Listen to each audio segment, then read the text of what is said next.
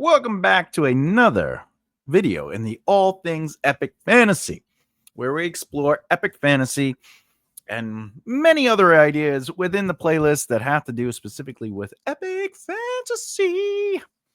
Now, today is all about how to craft a rich fantasy world for your epic fantasy.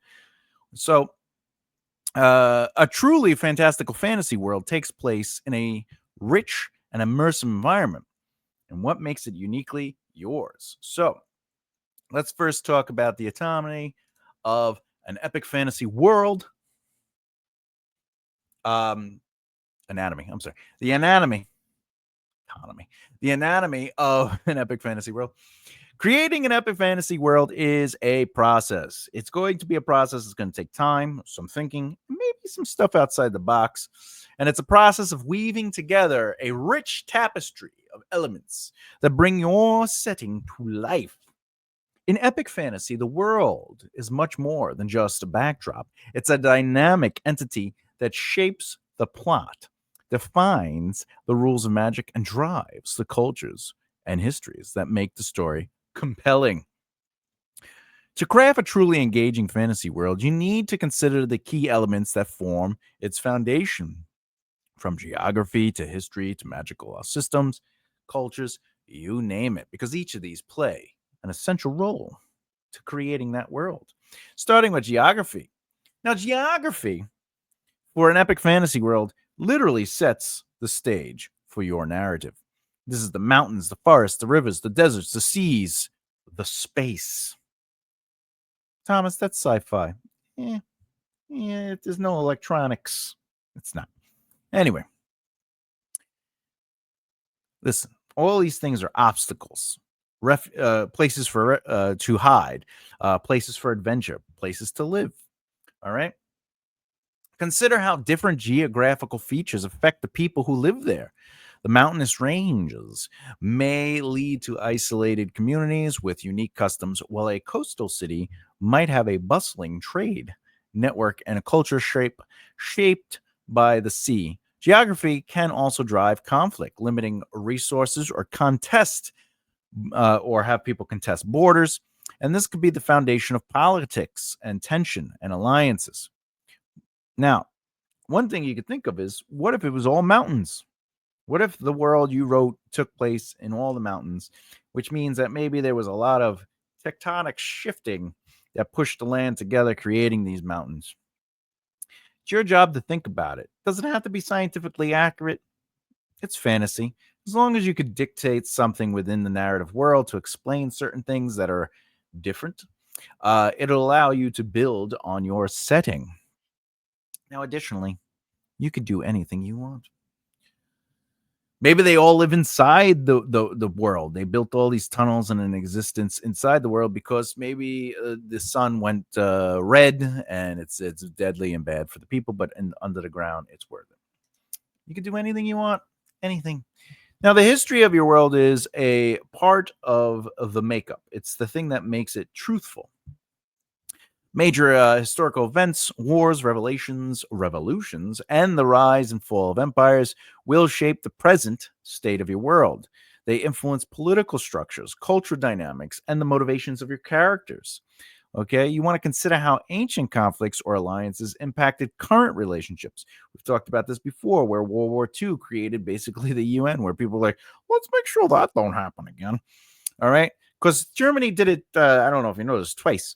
Now, on, and these histories create lingering emotions, lingering hate, or lingering wounds, or historical heroes and legends that are propelled through the world, creating somebody to look up to, or maybe somebody to go, that mustache probably is what made them evil. Magic systems. Now, magic systems are definitely an aspect of the epic fantasy setting. Now, the magic system doesn't have to just be alakazam. It could be anything from faith-driven to you name it. Some stories, we've done a video where basically Brandon Sanderson, you got to eat those allomancies. You got to eat the metals, and it makes you be able to increase your abilities, So, but the compelling element of the magic system is what makes it unique to your world. And you need to establish rules and limitations and costs. Always have rules where there is limitations and costs. You need to ask yourself where the magic comes from. Is it an external force? Is it a divine entity? Perhaps something innate in central individuals, or maybe there's an essence on the planet. And these things, like for example, Meteor Man got his powers from the meteor. So why can't you do that? X-Men, they do it with the X gene. So why can't you make it something that's a part of their genetics? You could do literally anything. Who has access to this magic is as important as where it comes from. Magic fulfill part of the world and affect culture, politics, and even economies.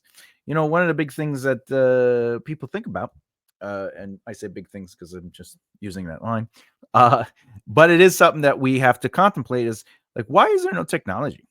How come there's no cars and no transportation? Well, if magic exists and you can teleport, or magic exists and you can create magical light, it doesn't create a need for electronics.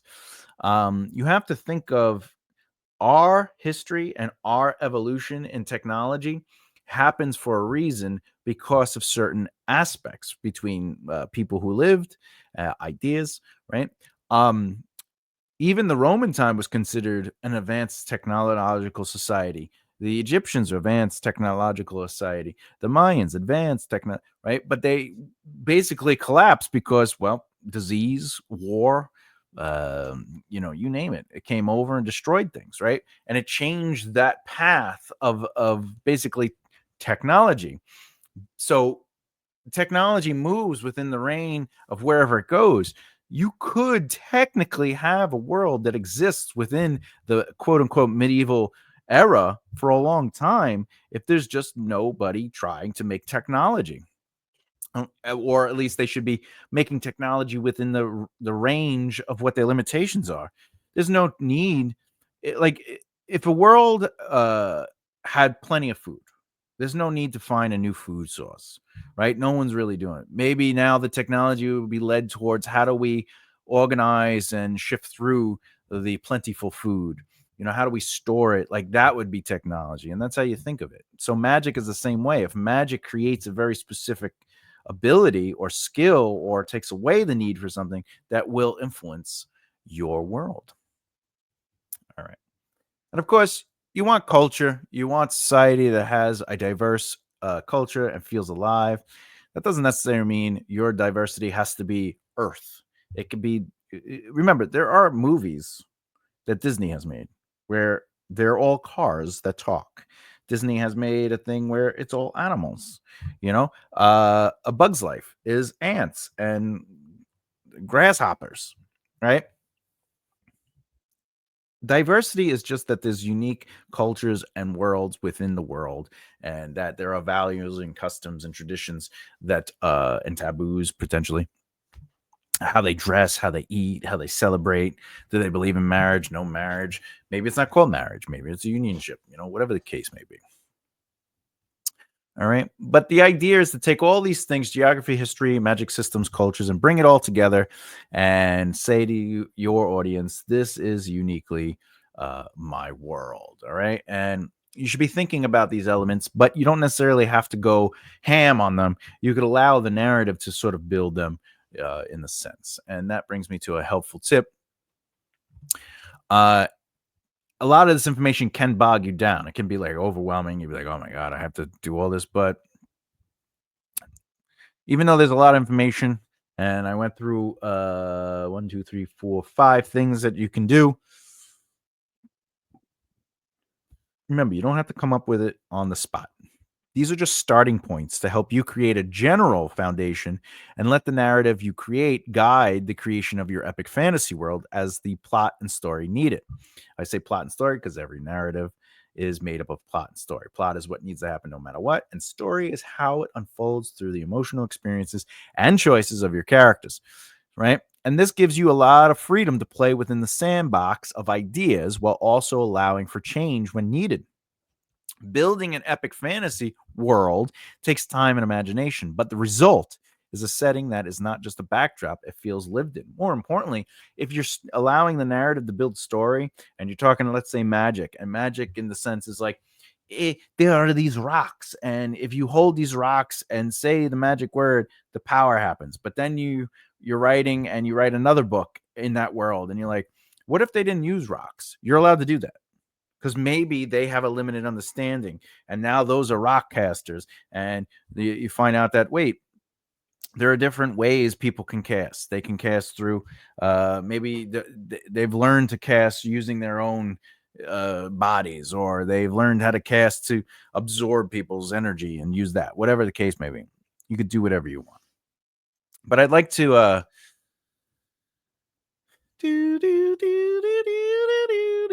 like to do a quick example of like how simple this can be. And remember, it doesn't have to be complex in the beginning. It could just be you doing your work. So geography, right? Swamplands, marshes, and water-filled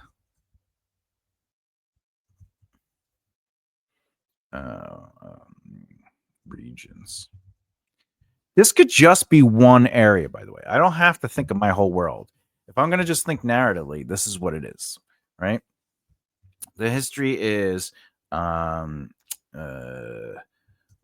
mankind, or just to be a little humankind, went extinct. Extinct. Did I spell that right? Extinct. Yeah. All right. So humankind went extinct, and in its place, lizards and amphibians evolved. I spelt that wrong. Okay. The world has seen frogs, lizards, the creatures develop sentience. I didn't spell that right. Oof.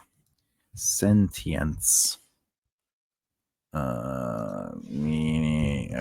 Sentience is the ability to experience feelings and sensations. That's correct. That's where we go. Okay. All right. So that's the history. Magic system. All right. These creatures learned to use water as a way to create magical powers, like moving through water, or manipulating water. Now, I'm not going to go into a whole bunch of rules and everything about it, but that's the basis of this is how quick it is, right? You could just brainstorming ideas.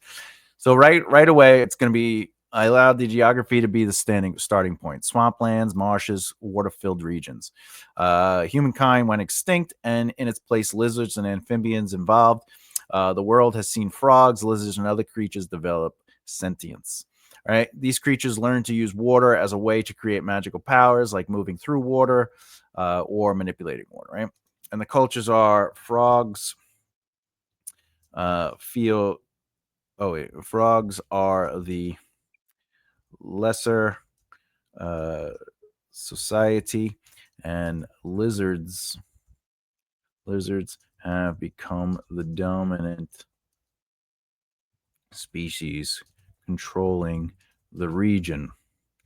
All right, so there we go, done. All right, and you bring it all together, and now the story will be two frogs learn to master water magic against the law of the lizards, secretly finding a way to give their people a chance to even the ground. No pun intended. Okay.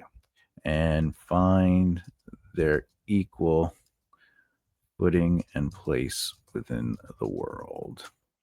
All right, and they teach other frogs and toads how to use magic properly. There you go. And now that's just the narrative. I can build on this. I can, I could have like, let's say I do this, right? So there's a unique marsh marsh areas where the algae is a living entity and can speak through touch and connect with a creature's mind. Okay, I spelled that wrong. I can't spell algae. Algae in a pool. There you go. Allergy. Oh, algae. Okay. Allergy. Right. So that's something that could be unique in itself, right? And so now I'm creating creatures, but now the actual algae is also a livable thing, the humans went extinct, so it'd be interesting if they ended up finding a mixed breed of human lizards or human frogs, um, whatever. That would be interesting because then it challenges of the history's position, the magic.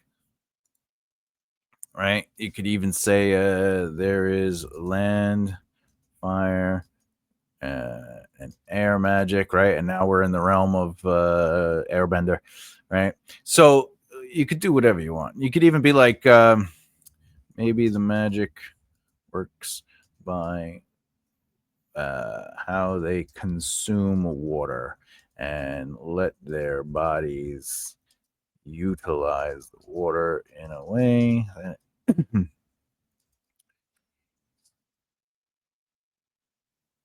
certain things. All right, and you could just keep working on this. I wouldn't delete things if I was going to just take that away, I just do this just so I still have it there. But anyway, I would keep doing that, Um mammals are rare. Uh However, dogs have evolved into larger beasts and are controlled by cats. All right, and so forth and so on. And you could just continue to go on and go through and just build on it. You can, or I could take what I have and start working on an outline, and then through that outline, start developing things, and then through writing the novel, start developing these things. But I have a starting point, and it's all made up. It doesn't even have to be Earth, but it can be, Earth fell to war and meteors. So Earthlings traveled to Mars. The environment affected the animals differently than humans. And when they terraformed planet, the frogs and lizards evolved, and humankind went extinct. I think I spelled that wrong. Terraforming more than meets the eyes. Oh yeah, because Terra is the name of Earth. I don't know. Anyway, okay. Also, there's a funny thing that Neil deGrasse Tyson once said. He says, "Why will we go to another planet and terraform it when if we had that technology, why don't we just re-terraform Earth because we destroyed it?" You know? And I was like, "Oh, that's funny and accurate." Anyway, all right, what do we got? Boop. Boop, all right, that was exciting. Final thoughts. Do we got a final thought? Let's do a final thought. When you're building your epic world, think about these aspects and be willing to think outside the box. Be willing to risk ideas. Be willing to challenge yourself. Be willing to think outside the box in a sense that you dive deeper into the mundane to make it extraordinary, or experiment with new ideas, pushing the boundaries of what we believe we know to explore the unexpected possibilities. The process takes time, but every layer you add will help you develop your unique voice as a writer, from allowing space debris to create the magic system to allowing time and erosion to eat away at your continents. The whole thing is about spending a little time each day on working at it. Because remember, at the end of the day, it is literally all made up. It's fake. It is completely fictional. You have the freedom to change, adapt, and refine your world as you go as well, especially if you haven't released a book, because no one knows it exists. You are not beholden to what you have written. And also, even if you did release stuff, you are not beholden to what you have beforehand, because you could allow new stories or new narratives, whatever, to adjust what we thought we knew. And you could leave that to the society thought this and believed this. But there's a new society, because that's how you also get religion. One religion was like, oh, there's 1,700 gods. And then another religion was like, no, there's only three. And then another one was like, no, there's one. And then another one was like, there is no God. It's only Buddhist, right? And they're all contradicting each other. So you're allowed to do that too. Like if you create a world and establish rules, even with magic, okay, you could create another narrative that has people or a culture that looks at magic differently, and that doesn't make them right or wrong. It's their way. Even if the magic is identical, their way of manipulating it would be their way. And that's the power of narrative. Anyway. We're gonna actually we're gonna do character arcs in epic fantasy. We're gonna analyze the character arcs of iconic epic fantasy characters and discuss what makes them so memorable. We'll provide some tips on how to create complex, multidimensional characters that drive the narrative. Oh, question: what part of world building do you find most challenging? Geography, history, magic systems, cultures, putting it all together, making sense, believing that the world is bigger than one moment, or going, hey, this is just too much for me? Let me know in the comments below. If you haven't done so already, please subscribe and hit the bell icon so you don't miss out. And with that said, keep developing the right mindset. I'll talk to you later. Bye.